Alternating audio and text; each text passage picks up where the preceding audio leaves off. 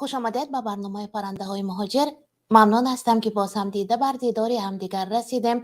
باز هم خداوند میسر گردانید که این لحظه ها با شما باشم و هرچی برای برنامه آمادگی دیدم، هر موضوعی گرد آوردم تقدیمتان نمایم.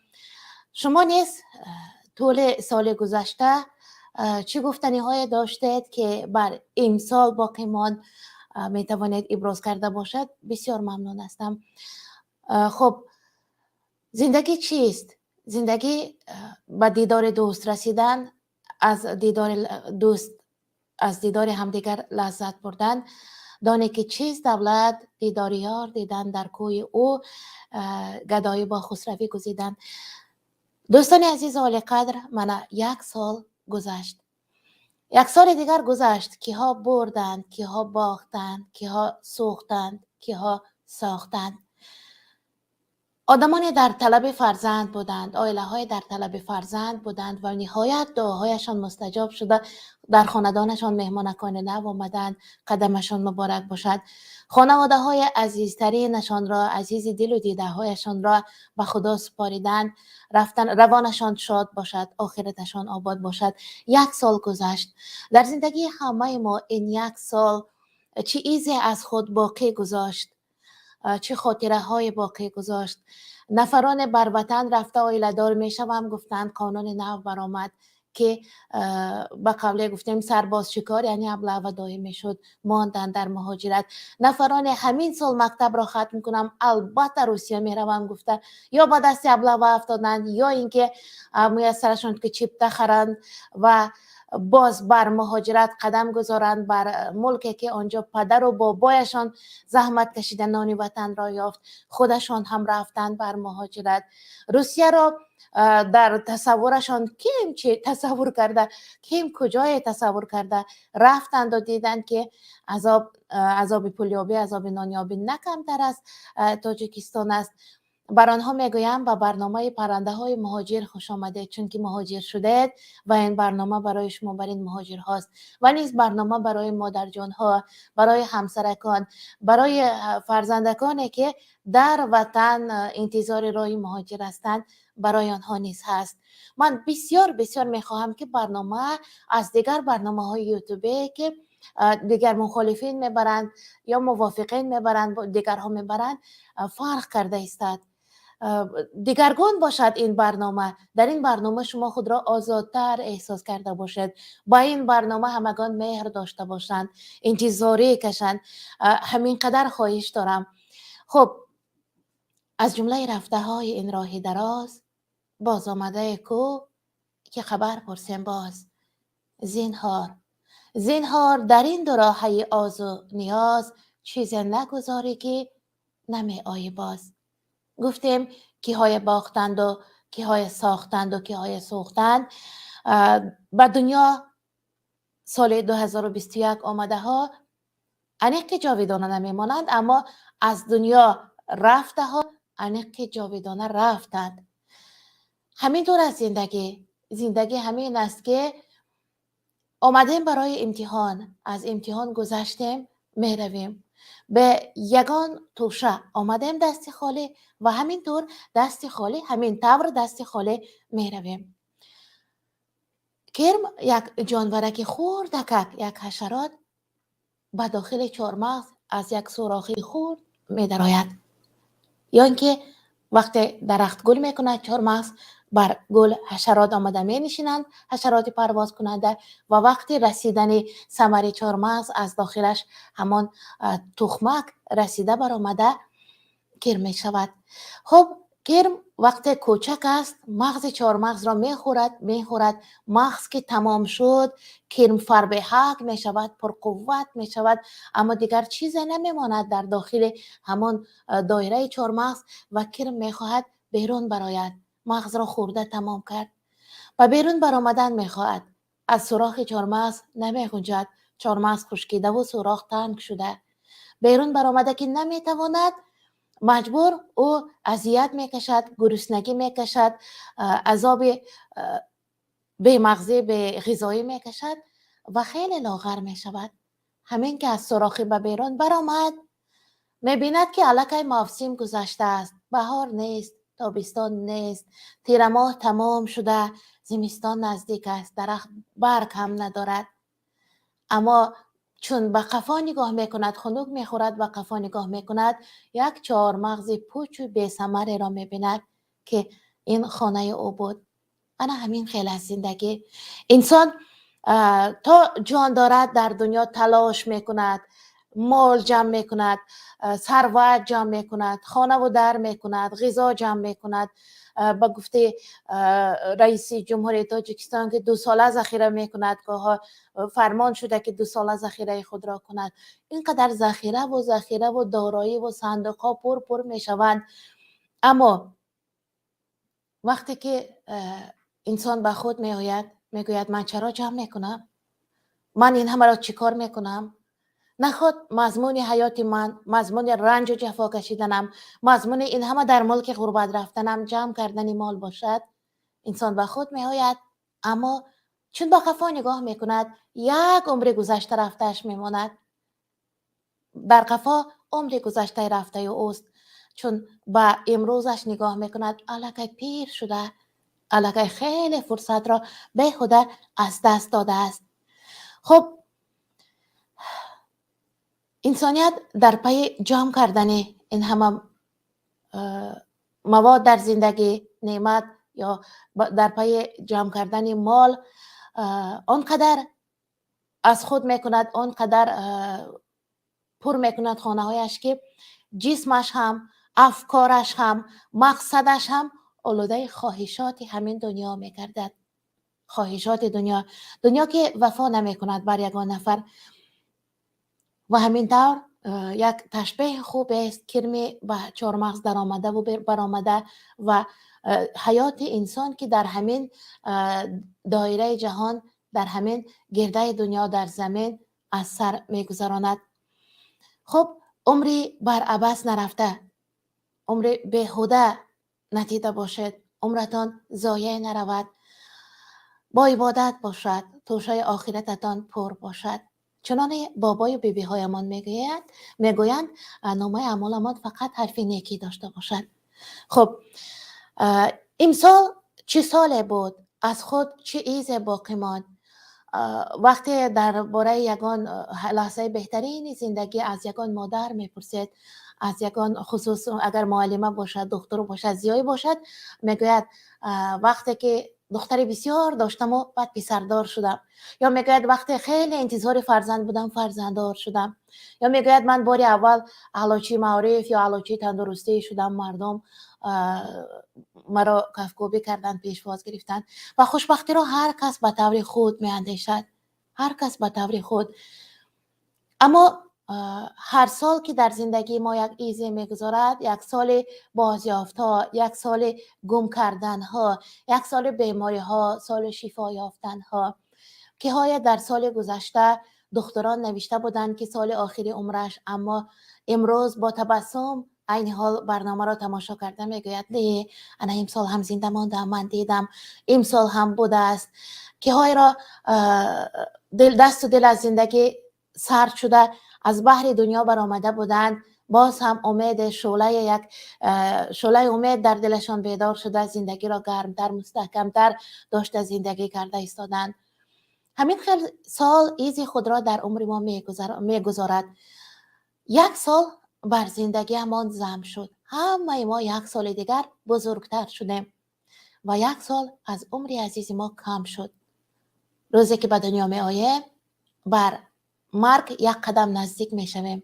همان روزی که تولد شدیم بر مرگ یک قدم نزدیک می شویم و روزها می گذرد چنانه که بیدلی بزرگوار گفته، نفس هر دم ز قصر عمر خشت می کند بیدل، پی تعمیر این ویرانه معمار این چنین باید. هر یک نفسی ما از همین بنای عمرمان یک تا خشت را کنده می گذارد و بنای عمر روز به آخر می رسد. یا خود یک شاعر دیگر گفته، آمد و رفتی نفس باشد ورق گردانی عمر. ظفرخان جوهری زاده گفته است آمد و رفتی نفس باشد ورق گردان عمر، ختم میگردد به مرگ آخر کتاب زندگی. صفحه زندگی من را ورق میگردانیم و نفس میگیریم، سال میگذرد، 10 ساله میشود، 20 ساله می شود. همین طریق عمر به پایان می رسد. خب سالی که گذشت در حیات ما چه های باقی ماند؟ انا همین برنامه که ما آغاز کردیم اول بازداشت مهموراد اودینایف بود، در خاطر دارید؟ بعدا مهموراد اودینایف این یک نفر فعال جمعیتی بود که همواره از عدالت میگفت، از گسترش حقیقت میگفت، آشکارا میگفت، به یگان وهم و ترس میگفت و او را بازداشتند. او را 14 سال روانه زندان کردند. بعد مهموراد اودینایف عزت امان را بازداشتند. حامی حقوق مهاجران را بازداشتند. او را با تهمت، با اتهام قلابه 9 سال روانه زندان کردند. هرچند که در روسیه، در مسکو و در دیگر شهرها مهاجران برآمدند، گردی همایی هم کردند، بازداشتند، آنها را بردند، جریمه ستاندند، شتراف کردند. یعنی که یا که هرچند که اینقدر مخالفین در شبکه های گوناگون یوتیوب برآمده راز دل مردم را رسانیدند، اما به پروای فلک حکومت نآمد و او را بازداشت کردند. بهانه بسیار بود برای حکم زندان کردن او. همه را برطرف کردند، اما یک بهانه ناچیزترین ماند. بالاخره آنقدر چی میگویند به زبان عادی مردمی پستکشی میگویند، آنقدر ناتوانی همین مقامات ها را به نظر گرفتن، حتی مزاح و مسخره هم کردند. حکومت را نفر برآمد گفت که فلان روز بابام یک بز داده بود، نصف گوشتش را عزت امان خورد، من دعوا دارم که برگردانده دهد. یا گفتند ولادیمیر لنین را همین عزت امان کشته بوده است، برای همین بازداشت شد. یا چیزهای دیگر، یک عیبنامه های ناچیز، عیبنامه هایی که عموما بر منطق و بر مرام افکار و سخن درست نمیگیرد. یعنی با بازداشتن عزت، با ربودن عزت نفزودند، عزتشان افزون نشد، بلکه عزت خود را، آبروی خود را هم زندان کردند. یا زندان بود یا نبود، عموما نبود آبروی و عزتشان که با ربودن عزت این همه را باز شستند. خب و نفر دیگر، اینجا من همه را یک گرد آورده جمع کردم تا که از خاطر فراموش نکنم. دنیای تلاش این و آن، نفس ناسرم انسان به چه کوی و به چه درهای میبرد. مناقشه خونین سرحد در مرز قرقیزستان و تاجیکستان مناقشه خونین سر زد و اینجا 50 نفر کشته، 80 نفر زخمیان یردانها را واگذاشت. واقعا هم تو 50 گفته گذاشتن خیلی آسان است، اما این 50 نفر لااقل 3 تا که باشد 150 نفر کودک ذخیره شد. 3 تا فرزند داشته باشد، تا که 3 فرزند، شاید جوانی بود، عائله دار نبود، اما مادر پدرش تا به آخر عمر داغ فرزند میکشند. شاید کودکی هم در کنار آنها بود. بسیار بودند. به هر حال این 50 را گفتن آسان، اما آه لااقل 150-200 نفر همه روزه با برابر شنیدن کلمه جنگ بر فلک میپیچد، آهشان و آب دیدهشان میریزد که گناهکاران این فاجعه را البته که آه و بالشان ناگرفتن نمیماند. هر دو جانب هم قرقیزها هم تاجیکان تلفات دادند، اما گناهکار این جنگ شاید 1-2-3 نفر باشد که به خاطر باز هم نفس آنها امروز در مرز یک روز آرامی نیست. مرز را آرام کردن، همه جای مرز را احاطه کرده، سرحد بندی کردن امکان ندارند. امکان هست، اما یک گفت و شنید درست به عمل نمی آورند. خب واقعا درباره مرز قرقیزستان و تاجیکستان گفته، وقتی که در مرز نیزا برخیست، خیلی از جوانان در تاجیکستان با دل و گرده مردانه با وقار سر بالا کردند، در پی دفاع وطن عزیزشان کوشش کردند و یکی از آنها را مثال میبیارم. این جوان تنومند، این گلبدین زیابکف بود، این بدخشانه، انا همین جوان یکی از اولین نفرانی بود که در اطراف خود جوانان حزب دیگر را، واقعا بدخشانی ها نهایت جسه بزرگتر دارند نسبت به دیگر مردم کشورمان، در اطراف خود همین خیل جوانان ورزشکار و حزب و تهمتن را جمع کرد، گفت ما برای حمایه مرز وطنی عزیزمان بر اسفره می رویم. وای نگفت من بدخشانی ام، وای اسفره است، وای سغدی است، وای دیگر و دیگر است. نه، وای ملتگرا هم نبود، وای یگان غرضه بر کسی نداشت، همه برای وای تاجیک بودند. و همین جوان خواست که ناموس یک خواهر هموطنی خود را حمایت کند، دفاع از ناموس او کند و او را کارمندان مقامات ها به قتل رسانیدند. و در پی قتل او، در پی حوادث خونینه که در بدخشان رخ داد، گردی همایی دورندرازی که طول هفته ها اونجا دوام کرد، شبکه اینترنت را آنجا اینترنتی را بستند، تا هنوزم شبکه کار نمی کند، تا هنوزم مردم دسترسی ندارند و گناهکار کردن بر نبودن اینترنت مخالفین را.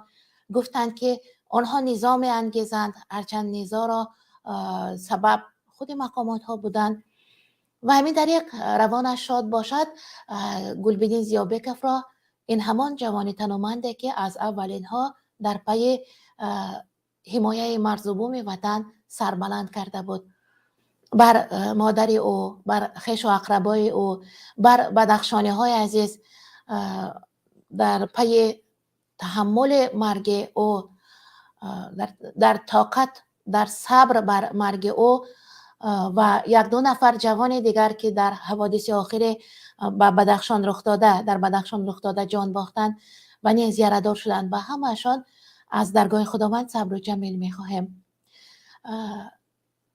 باز سال گذشته داغ دیگر برای نفران گذاشت که از دست یک شفاکار حاذق، طبیب حاذق، یک نفر دکتر تخصص کسبیش عالی، دکتر هم زباندان، هم دانشمند کسب خود، هم خوشگفتار، هم داننده یک راه درستی سیاست، هم صاحب عقیده و صاحب ایمان، یک دکتره که در روسیه کار و فعالیت کرد، در آنجا آبروی و نفوذ به اندازه کشف کرده بودند، هم در وطن خودمان هم در روسیه، میرزاکل حاجی معطف. این نفر هم قربانی همین سیستم، همین حالت تاجیکستان شدند، حالت سیاستداری تاجیکستان که رفتند برای عیادت یار و نزدیکان و حبس کردند در آنجا. حتی هرگز باور هم نداشتند که حبس میشوند، چون که میدانستند که گناه ندارند. ما محبس تاجیکستان که برای گناهکاران نیست، یک عده کوچک در آنجا شاید با گناه حبس شده باشند، البته همه بیگناه نیستند آنجا. اما میرزاکل حاجی معطف که بعدتر خود را میرزا مراد هم گفته، میرزاکل نه، یک نام زیبای بر خود کشف کرده بودند و حاجی معطف را نیز زندانی کردند. وقتی شیوع کرونا ویروس نوابسته بر سن و سال خود در روسیه اینقدر مردم را تبابت کردند، هرچند خودشان هم گرفتار شدند، هرچند به پای ایستادنشان دشوار بود، می نویستند در شبکه، اما شمار نوبت پایی پشت در را به نظر گرفته باز هم کار کردند. درباره ویروس کرونا چقدر بسیار نوشتند در شبکه‌های اجتماعی که مردم پیشگیری کرده باشند، گرفتار نشده باشند و این بیماری. همین دکتر را هم بردند زندان کردند. عجب دور زمانه. در زندان آدمکش هم زندانی است، در زندان بیگناه هم زندانی است. زندان مضمونش را گم کرده. تجاوزگر هم زندانی است، در همان زندان سیاستمداری که در پی آزادی ملت خود، در پی آبادی میهن خود، کشور خود کوشش کرده، تلاش به خرج داده، او هم زندانی است. یک شاعر، یک نویسنده، یک ادیب خوب یا یک ژورنالیست خوب، یک حامی دفاع خوب، ادوکات خوب وکیل دفاع او هم زندانی است. امروز زندان تاجیکستان یک مدرسه یوسفی را میماند گفتن هم اشتباه نمی شود و واقعا بار دیگر میگویم نه تمام زندان را در نظر دارم. خب گناه گلبدین زیابکف این بود که خوش آمد کردن، سر فرآوردن یا اینکه بنده پرستیدن نتوانست. واقعا باز بر گلبدین برگشتم چون باز سری بدخشان میآید گفتار. در آخر سال چهارشنبه افرا باز داشتند. این جوان ورزشگر بود.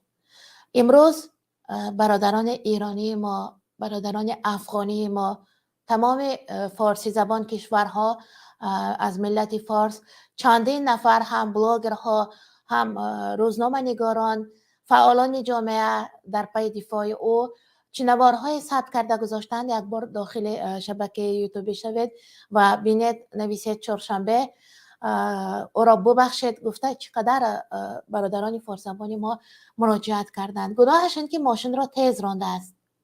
ماشین را تیز رانده.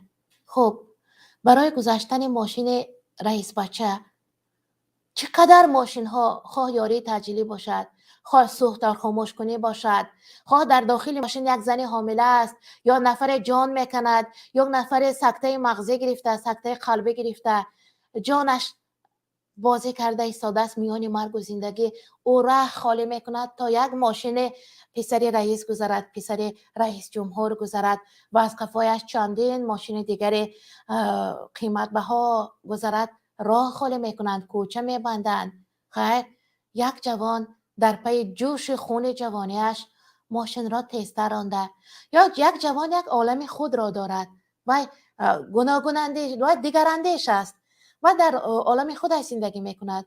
وقار هم کرد، اگر غرور هم کرد، اگر خود را کیهای پنداشت، اگر در جوانی چیهای نمیشود، چیهای نمیشود.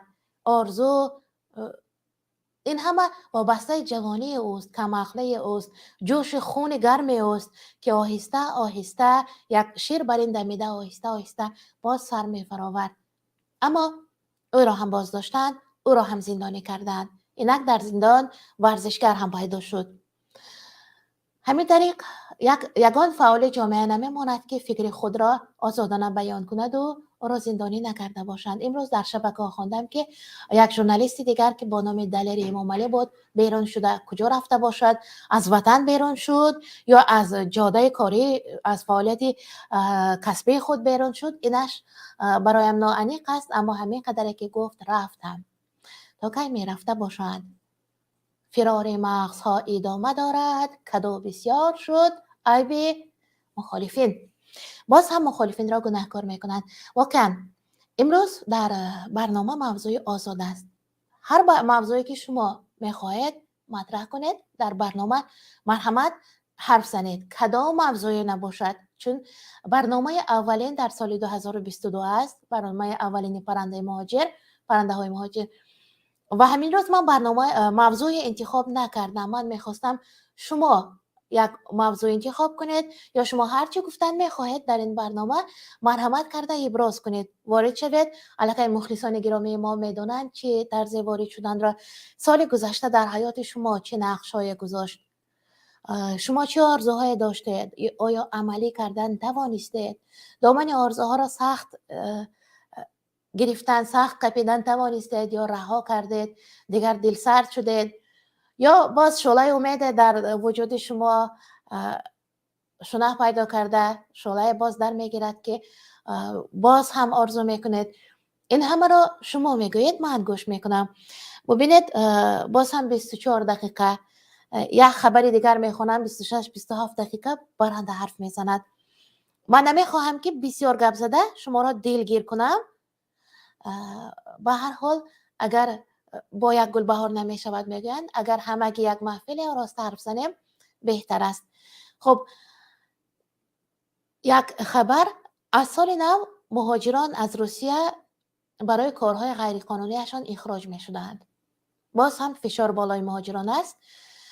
کار غیرقانونی، باز هم اگر ماشین رانید تیزتر رانید، سرعت ماشین خودی مردمی تحجای آنجا خود روسیه چه خیلی رانند، اما مهاجر باید آهسته رانند.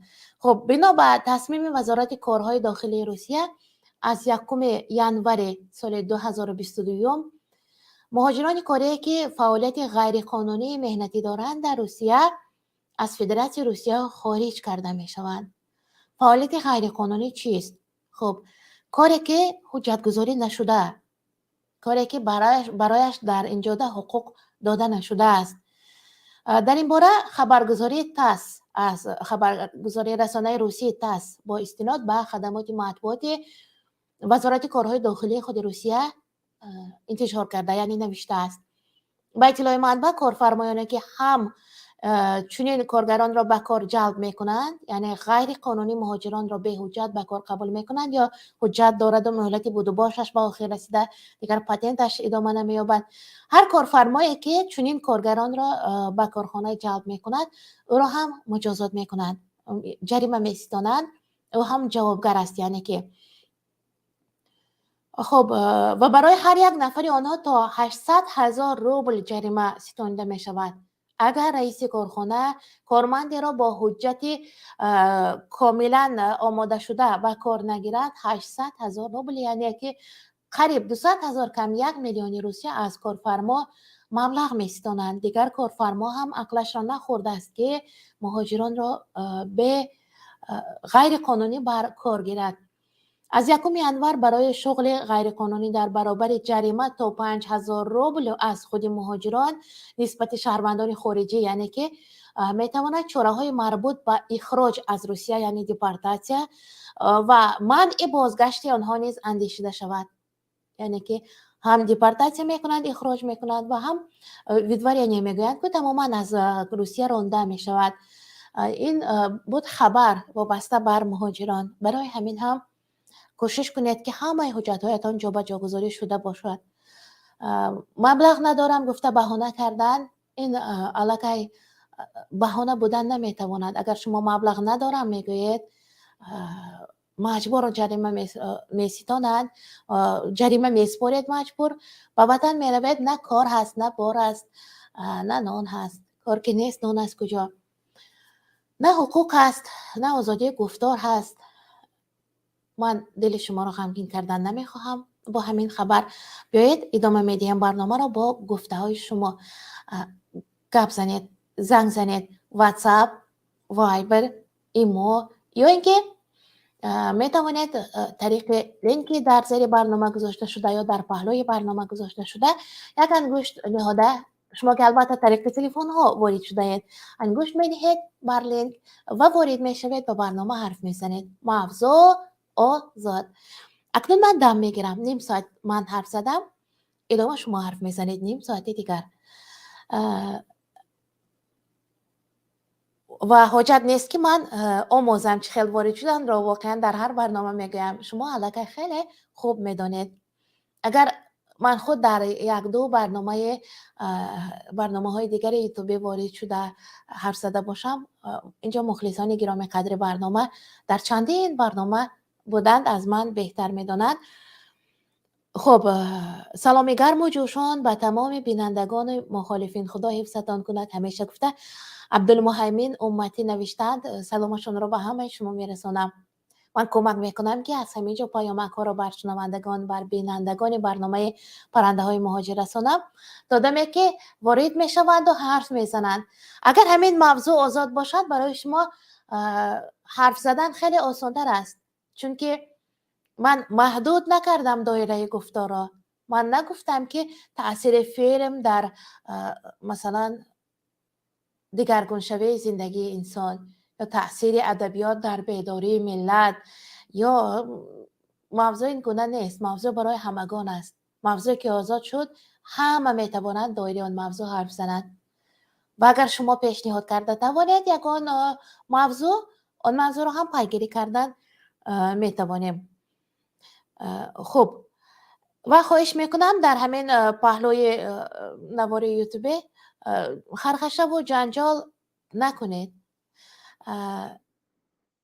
اگر نفر دیگر اندیش است، اگر نفر موافق نیست بر برنامه ما مجبورن که وارد نمیکنیم. وارد شده گوش کردن اگر برایش گوش خراش است، دل بزن است این برنامه، خارج شدنش را هم هرگز من نمی کنیم. ما ارغمچین نداریم بر پای او اشکال زنیم، زنجیر نداریم. و آنهایی که مخلصی برنامه هستند میخواهند همین برنامه را گوش کنند، یک بار دیگر خوش آمدند. نوری دیده و تاج بر سر.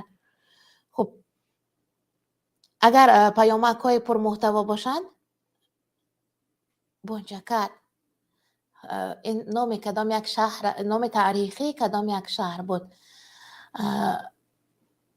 مرحمت بونجکت یا بیرون شدن. خب بکنه شهری مثلا از طرف شنیما بونجیکت نام قدیمه داشت، بعدن کیراپال شد، بعدن استروشنه شد، استروشن، ایسترفشن، اوروتپه و باز هم برگرداندن بر نام قبلیش. میدان آزاد است برای شما است. وارد می شویم، حرف می زنیم. در برنامه این بعدا نباشد من خیلی بسیار خبر آماده می کنم که فرصت شما را آرام نشستن نگیرم و همیشه شما را برخوردار از خبرهای نوین کشور ساخته باشم. خب سال نکو باشد، سال 2022. صبح یک مقاله را وقتی گرد می آوردم، معلومات نامه گرد می آوردم، معلومات هایی که در همین سال گذشته، سال 2021 که سال پرباریشترین، سال گرمترین هم شده، سال پرسوختار، همین پرسوختارترین هم شده، نفری وارد شدن. خب مرحمت قبول میکنیم، بعداً با صحبت را ادامه میدیم. مرحمت. السلام علیکم. اگر بلندگویک از جانب خود تماشابین گیران باشد گوش میکنم. آرام هستند. خب سالی که گذشت خیلی جنگل ها در دنیا آتش گرفتند، چون هوای فصل ایول آگوست خیلی گرم بود. در بعضی کشورها که هرگز تا 45 درجه هوا گرم نمیشد تا 45 برآمد. در ایالات متحده، در 3 ایالات این کشور، در 3 شتات سوختار جنگل به قید گرفته شد. در ترکیه خیلی چندین صدها هزارها گکتار جنگل بر کام آتش فرو رفت. چقدر یرچ کنده شد. یرچ این یک قطعه بزرگ زمین، یک منطقه بزرگی که کنده می شود، بر بالای کدام یک دهه یا شهر فرو می افتد و چقدر آدمان زیر آن ماندند، چقدر ترمفرایی ها بود. سال بود که آبخیزی بسیار شد، پیریخ ها آب شدند. سال پرتلفات بود و از شیوع ویروس کرونا شکر که نسبت به سال گذشته کمتر فوتیدن مردم، چون جسم انسانیت الکی مسئولیت پیدا کرد، الکی در تن ما دارو پیدا شد مقابل این ویروس و الکی ما کم کم عادت پیدا کردیم که مثل یک زکام عادی پسی سر کرده باشیم بیماری را و جان دادن ها، وفات کردن ها، فوتیدن ها از این ویروس کمتر به نظر رسید. این را هم با این هم خدا را شکر میگویم. یک شتم آخرین اون که اومیکرون نام داشت، واقعا نام یک بیمارخانه طبابتگاه بیماری های چشم بود اومیکرون، که بعدا این بیمارخانه بر تشکیلات عمومی جهانی تندرستی شکایت هم نوشت که چرا نام این بیمارخانه را بر ویروس گذاشتند، اومیکرون گفتند. به هر حال هم نام بیمارخانه است. این ویروس گویا در خود یک واکسن طبیعی هم دارد، واکسن طبیعی که مسئولیت انسان را شاید پرقوت‌تر میکند یا علیه مقابل کرونا ویروس هست. ویروس کرونا که گرفتار شده باشد و بر اومیکرون هم گرفتار شود، زیاد میشود مرگ از اومیکرون کم دیده شد. این بود درباره ویروس کرونا. در خاطر دارید سال گذشته چقدر وهم، چقدر واهمه، چقدر لباس های واهمه برانگیز بود. امسال باشد حتی همان عادی‌ترین یک ماسک یعنی نقاب دهانبند را هم دیگر نظر نمیگیرد، چون که مردم دیدند که زکام پیش نیست. خب مثل زکام است. شرفکن شیرمعطف نسبتش خوب نوشتند،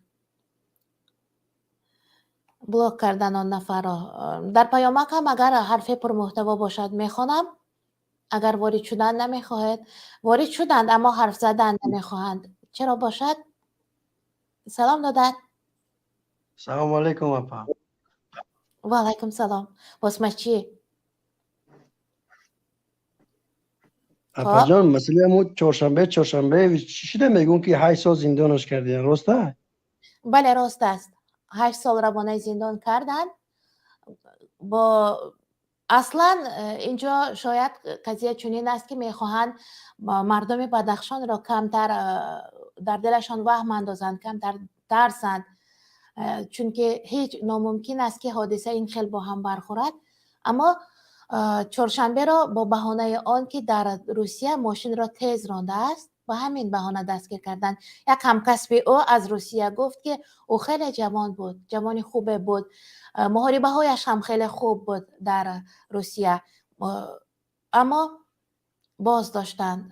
هرگز شایان بازداشت و حبس کردن نبود. همکسبان روسش گفتن در این باره.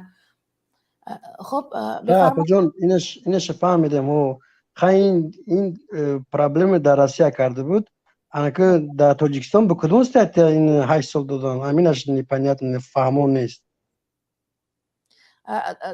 در تاجیکستان که شرط نیست و یگان گناه کرده باشد، میخوان زندان میکنن. ایزد امان هم یگان گناه نکرده بود، قلاب گفته. تغییر ایزد امان یاد مرد خلق انچه اردام کرده ایزد امان. خب بله بله کمک کرده بود. چهارشنبه را گفتن با گناه سپاراتیسم، یعنی جدای انگیزی، محلگرایی، قومگرایی گفتند، اما وای چنین نبود. برما پیش خلق بخشش پرسید کو؟ بله بخشش هم پرسید.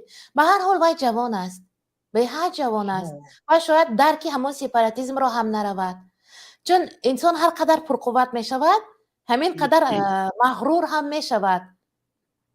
در جوانی وقتی که آبروی نفوذ پیدا کرد، شهرت برداری برای جوان دشوارتر است. او را فهمیدن ممکن آهسته آهسته آرام می شد. سلامت باشه اپا جان. درباره بدخشان بسیار سخنها گوید خوبتر میشه. بله من درباره بدخشان از نام خودم یک چیزی گفتنی هستم. بسیاری از بدخشانی ها را همچون ادبیات شناس میدونم. خیلی در جدای ادبیات، در جدای شعر و شاعری و نثر و یک آشنای داشتیم، خیلی جوان بود، افسانه نام داشت، بسیار قلم تیز و برا داشت، بسیار یک نگاشته های عجایب داشت که انسان را در حیرت میگذاشت. هرچند من او را وقتی میشناختم او دخترچه کوچک بود، آنقدر زیبا می نوشت که گاها انسان باور نمیکرد که خودش نوشته باشد. در حقیقت استعداد بود. در کشورهای اروپا اگر بدخشانی ها هستند، من نفری رو نمیدونم که مشغول یگان کاری عادی باشد. البته در یگان اداره های دولتی کار میکنند، با قلم و دفتر سر و کار دارند. در سرشت مردم این منطقه وطنی عزیزمان، در سرشت بدخشانی ها اینقدر مهر و محبت ادبیات و باز موسیقی و دیگرها از کجا پیدا؟ یا طبیعتی نهایت زیبای اینها باشد، یا خود مردم از پدر و بابایانشان همین خیلی ادامه یافته آمدند که یک خصلت خوب دارند. خب بدخشان پامیر که آنجاست، قلعه بام جهان هم میگویند بلندترین قلعه در قطعه اوراسیا است. نسبت این مردم بار دیگر همدردی اظهار میکنم در وفات یک ابرمرد، یک قهرمان ملت که گلبدین زیابکوف نام دارد. من باور دارم که یک روز تاجیکستان کاملا بر آزادی مطلق هم سخن، هم بیان، هم آزادی میرسد بر یک روز تاجیکستان آباد می شود، گل گل می شکوفد، راهبری خوب هم می یابیم، جوان می یابیم، راهبری که در 5 سال یک مراتب عوض می شود، راهبران عوض می شوند و خدا خواهد همش خوب می شود. ما بهشت حقیقی می کنیم از تاجیکستان، بهشت داخلی ناخنک نمی سازیم. البته نه به آن بهشت خداوند برابر کردنی هستم، اما از تاجیکستان یک وطن آباد و آزاد و آسوده می سازیم. و البته که همین مردم بدخشان به خاطر نیک گلبدین زیابکف شاید یگان ناحیه، یگان کوچه بزرگ، یگان باغ بهشت‌آسا را با نام او میگذارند یا یگان مکتب ورزشی را با نام او میگذارند. من باور دارم که قدر شناسی می شود. من آه و شیون مادر او را هنوزم پیش چشم میارم که چقدر نالیده بود. من مردم انسان دوست این سرزمین را، این منطقه کشور را که تابوت او را برداشته در میدان برابر در دفاع حقوق او، در دفاع حقیقت تلاش ورزیدن، حتی حقوق مرده او را هم تلاش کردن، بر اینها آفرین میخوانم.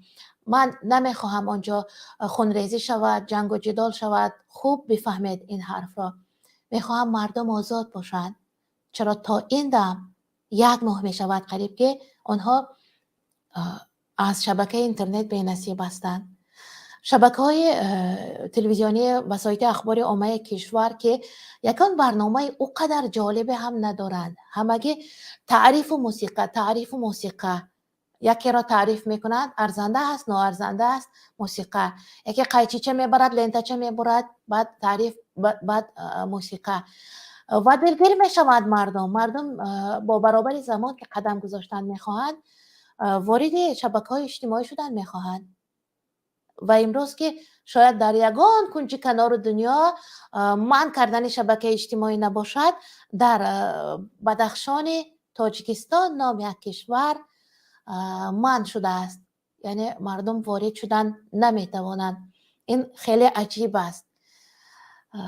یک وقتها اگر بر نبیره و ابیره هایمان ما همین حالت را گوییم، شاید خندند که شما کجا بودید؟ مگر خلق زنده نبود؟ خلق از حقوقش خبر نداشت مگر که او را تا این حد زیر فشار قرار داده بودند، تا این حد در یگانه فکری جمع کرده بودند، یعنی گناهگون اندیشی را از وی و تمام گرفته بودند. خب برنامه پرنده های مهاجر است. من از 4-3 حصه برنامه را حرف زدم، بجز یک دادر یک برادر که وارد شدن. اگر حرفی گفتنی ندارید ما مجبور میشویم که برنامه به آخر رسیده باشد. یک اعرابی سوار شتر به راه برآمده بوده است به بیابان. میبراید به بیابان و یک بار یک طوفان بزرگ برمیخیزد و روی مهتاب پوشیده میشود با ابرهای سیاه. اعرابی بالای شترش توشه راه گرفته و کمی بار گرفته است، برای تجارت رفته ایستاده است. وقتی که مهتاب پناه می شود، همه جا تاریک می شود، می بیند که در اطرافش چیزی نیست. با دستانش می بیند که چیزی نمی یابد. همراهش گم، شترش هم گم، راهش هم گم، راه و همراهش گم است. بعداً بر دست بالا می کند، می گوید خدایا اگر شتر دور رود، توشه راه خوراک و آب من بالای آن است و اگر من از گرسنگی بمیرم، در خانه همسر و فرزندانم را کی بانی میکند، کی روزگار میکشاند، رزق و روزیشان را؟ معذرت میخواهم. خب و رحم خدا می آید، از بالای ما ابرها پراکنده می شوند، چون قدرت را فقط پروردگار دارد. بزرگترین قدرت را پروردگار دارد که از بنده بزرگترین قدرت را همین دعا می آرد. دعای نیک می کنیم. وقتی که ابرها پریشان می شوند و اعرابی می بیند که کمی دورتر از شتر اوست، زود می رود، سوار می شود، خرسند می شود، دست بالا می کند، می گوید ای ماه مرتبت بلند باشد. بعدا اندیشه میکند این چه دعایی بود؟ من گفتم ای ماه مرتبت بلند باشد. ماه به این هم مرتبه بلند دارد، در آسمان می نماید. باز هم دعا میکند ای ماه روشنترین، پرنورترین، زیباترین باش. باز فکر و اندیشه میکند، میگوید به دعای من هم ماه انعکاسگر نور آفتاب است، یعنی روشن است، منیر است که بیابان رو روشنی دارد. بعدن دست میکشاید، با تمام وجودش با مهر و محبت دعا میکند و میگوید ای ماه هر چه آرزویی که داری خداوند جامعه عمل پوشاند. البته که این حکایه منطقاً آورده شد. ماه آرزو نمیکند که بر ماه تمنا کرده باشیم. من همین دعای اعرابی را که بر ماه گفت، دعای سیومش را برای کل تماشابینان برنامه پرنده های مهاجر عرضه می دارم. میگویم ای تماشابینان عزیز و گرامی قدر، ای مخلصان عالی قدر برنامه پرنده های مهاجر، الها در دلتان هر چی آرزوهای دارید، هر چی هوس در زندگی دارید، هر اعمال نیکی که انجام دادنی هستید، جامعه عمل بپوشد. بگذار خداوند به تمام خواهشات خوبتان برساند. فقط به خواهشاتی که خوبتان که آینده نیک دارد. هر چی برای خداوند نیک است و او میداند بگذار همان باشد. دوام سال که با ما بودید، وقتی پرقیمتی خود را دریغ نداشتید، 1 ساعتی حساب کنیم در این 50 هفته 50 ساعت می شود. بعضی برنامه های من 3 ساعت ادامه یافته بودند و قریب ما 1 هفته عمر شما را با خود گذرانیدیم. ما همراز بودیم، هم صحبت بودیم. اگر از من بهره بردید من خرسندم، اگر از شما بهره بردم من هم از شما خیلی بهره بردم. فکرهای مخالف هم خیلی بسیار بودند، خیلی اشان قبول کردنی بودند که بر فکر من راضی نیستند، قبول کردنی بودند درست، و قبول نکردنی هم اگر بودند برای همشان هدایت پروردگار مناسب گشته باشد. من باشم در همه جا میگویم ای مردم بیدار، پناهت به خدا، تا دیدن دیدار پناهت به خدا.